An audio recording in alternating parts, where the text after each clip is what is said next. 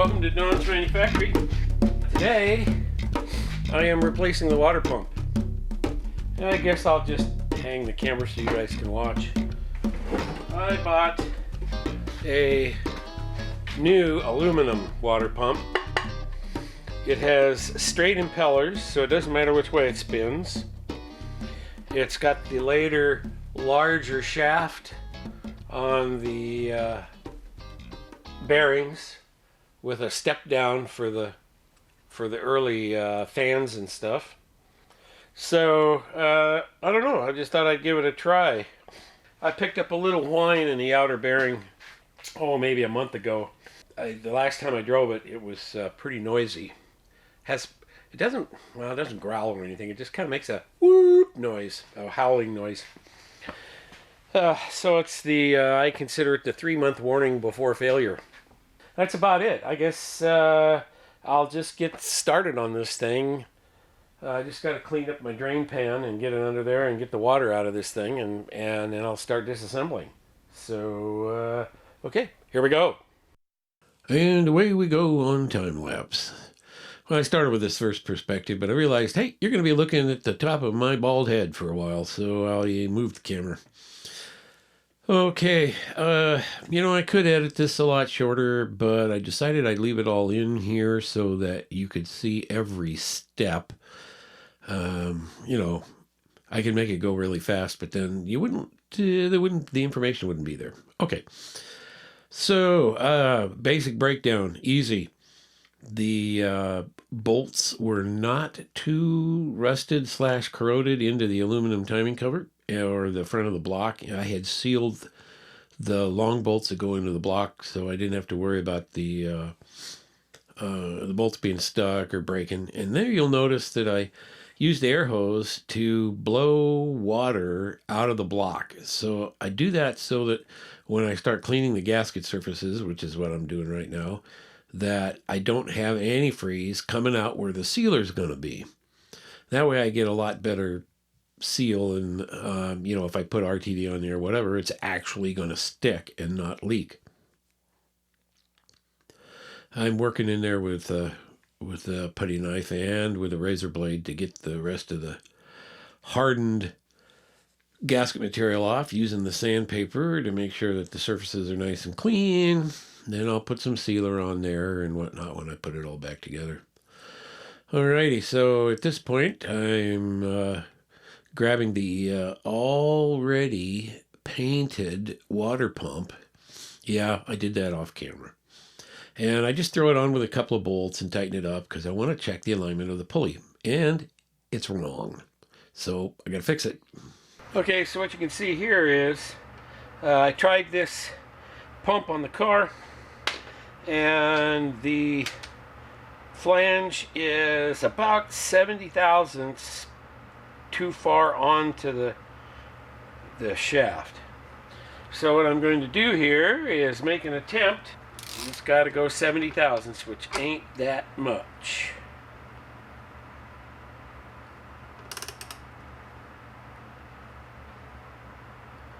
Let's see. Am I going to have to use a screwdriver on this? Like something through here maybe? Stop it from turning.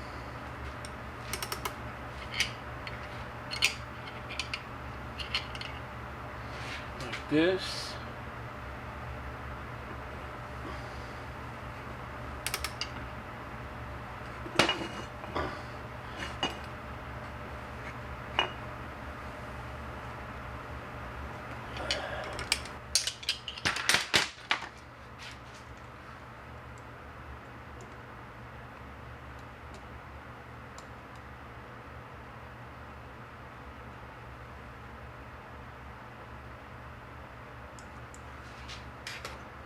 Well, it hasn't moved yet.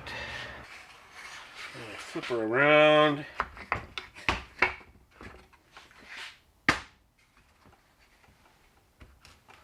Like so. Little hold down going on here.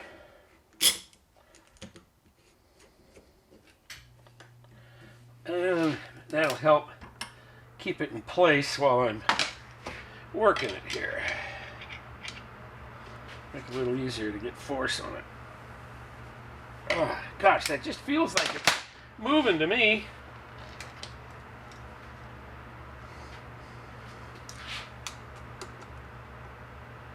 Yep. Or no.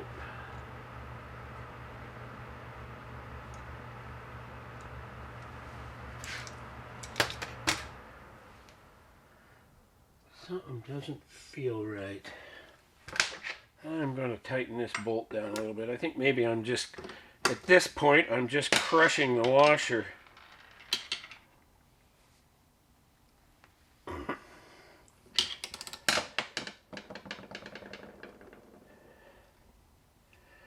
Okay, we'll get a little tighter on that one. And let's see when it gets reefed down if it's not pulling straighter.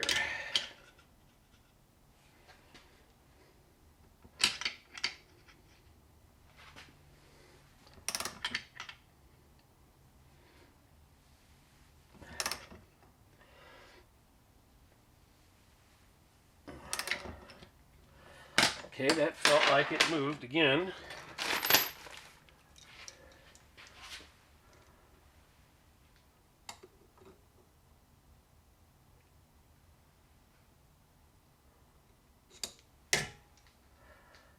But, I don't know, can't tell if it's crooked or, yeah, it is.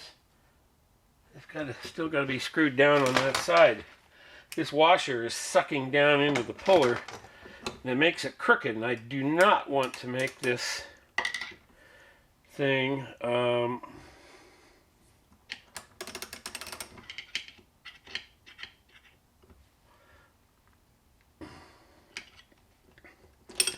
I do not want it to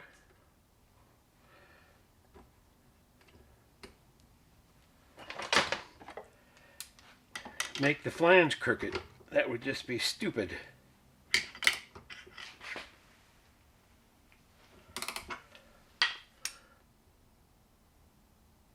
It's kind of going off this way, but I can't really do anything about, well, yeah, I can.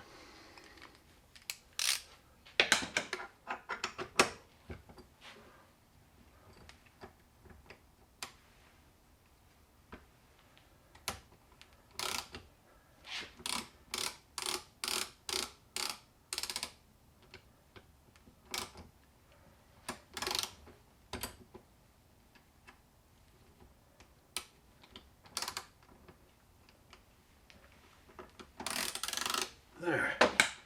Now if it just stays that way, I'll be happy guy.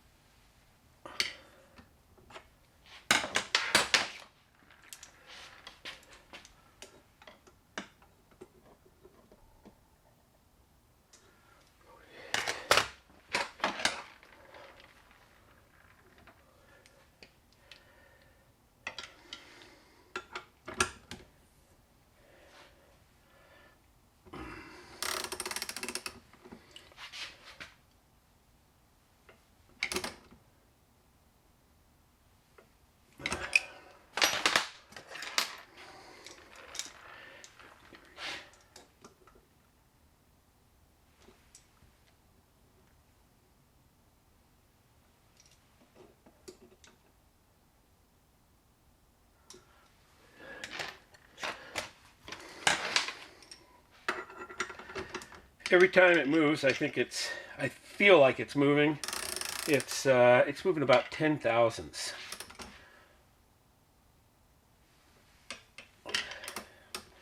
So that little move about that much, that's about 10 thousandths of an inch.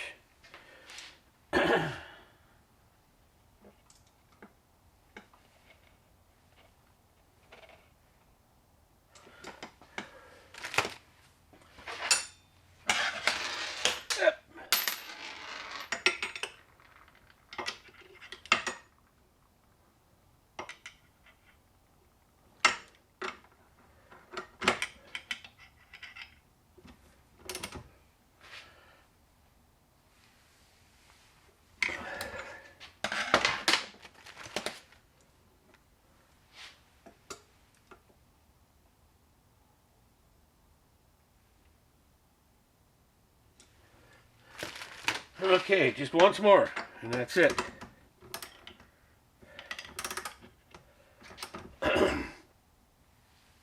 Okay, just like that.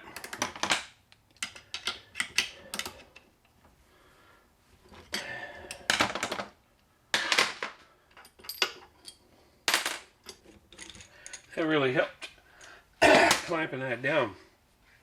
Okay, let's try it on the car again. Alrighty. So, yep, bolted her up. The pulleys lined up really good. So I just went ahead and hung that there water pump on the front of the motor.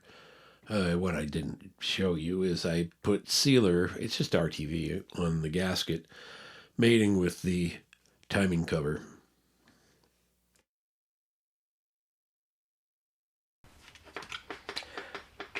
Okay, so another thing that I had was a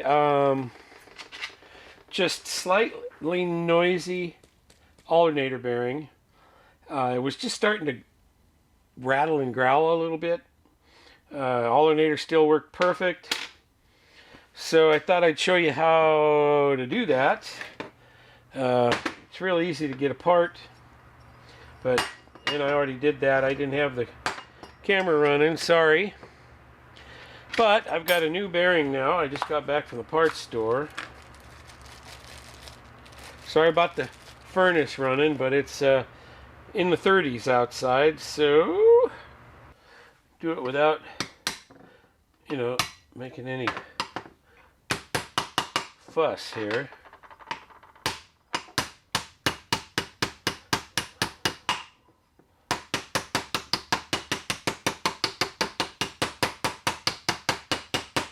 You never want to drive on a part that makes the balls take a load. So I don't hit it in the middle like this, because that would shock load the balls and it would actually print the race and ruin the bearing.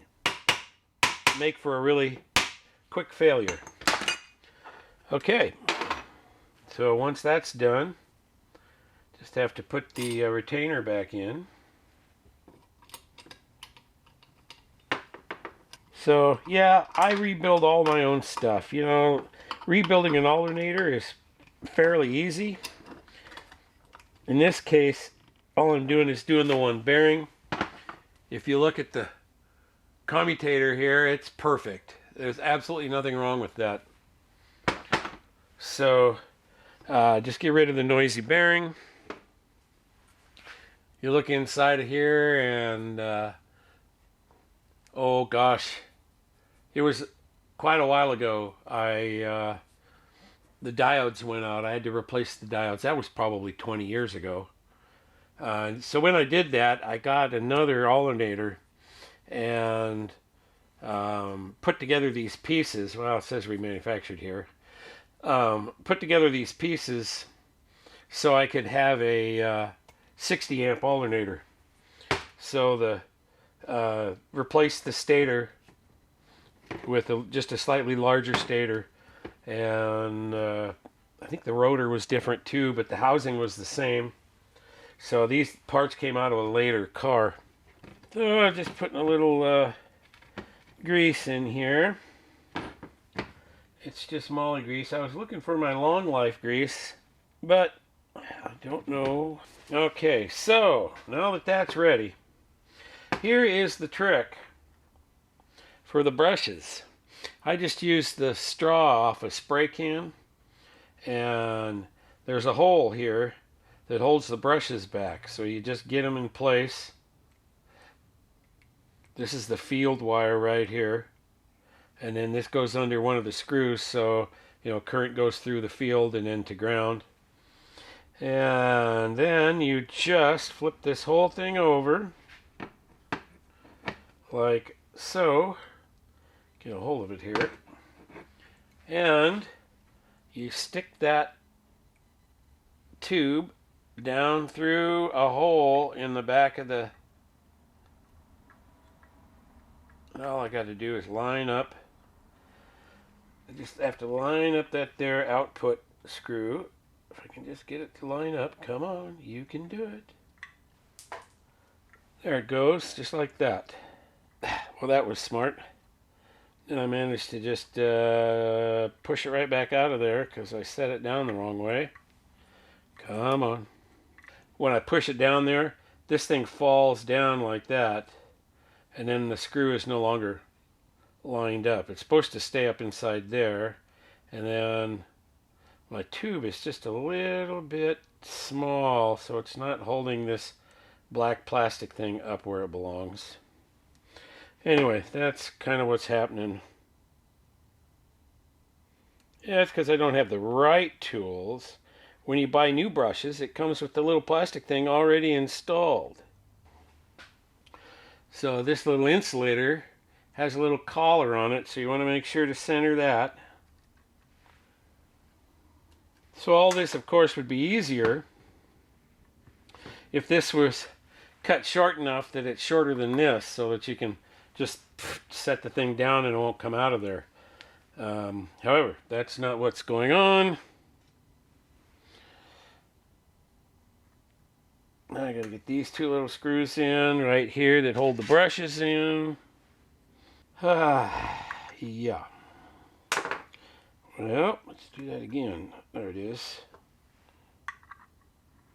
See, and then once it's like that, you're good to go. See, all you got to do is take this end now and drop it down in.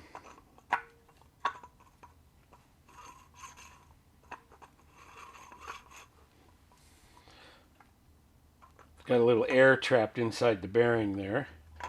That's okay. Okay. See, and then once that's like that, now let's just get the, let's see, I marked it. Where's my mark? There it is. To always mark them so I know how it's supposed to be clocked. Otherwise, heck, you might get into trouble. And once you get that, then you just put these here screws in that hold the case together.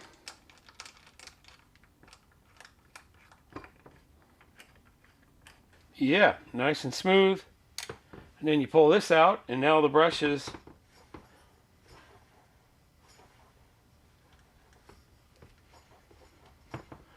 and there it is. All ready to put back together.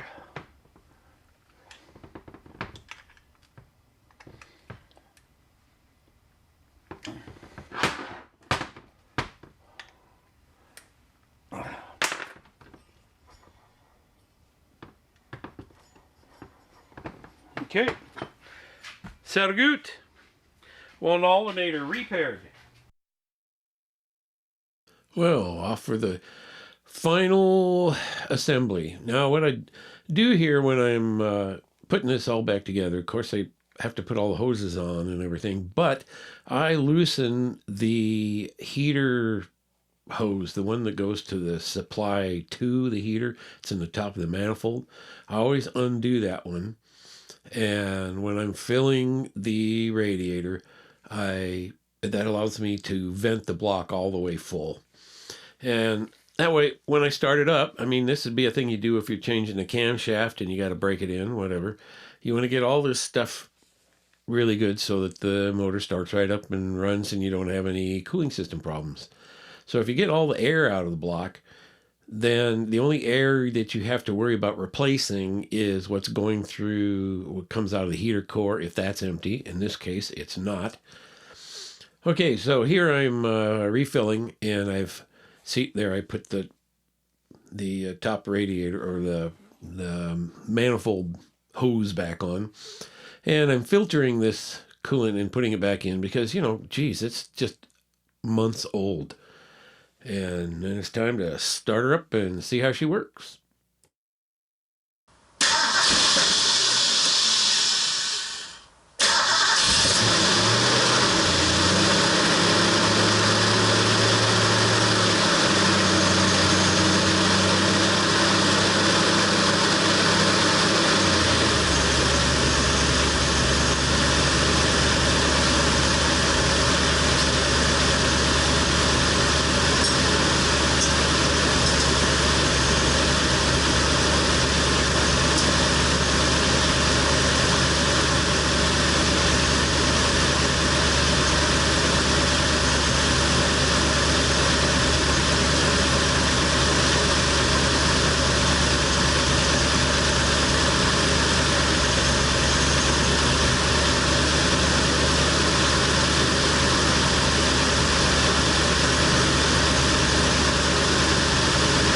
That's way quieter. It's amazing how smooth it sounds.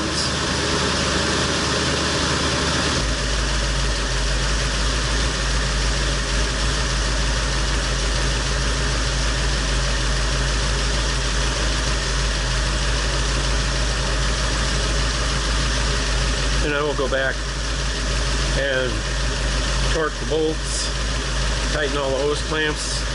I'll let it have a couple of heat cycles, and then I'll go around and retighten everything. You know, having to move the mounting flange on the water pump shaft in order to line up the belts, that's something that happens just about every time I put a water pump on one of these cars. Okay, I guess that's good enough. About 9:30. I'm gonna call it quits for tonight.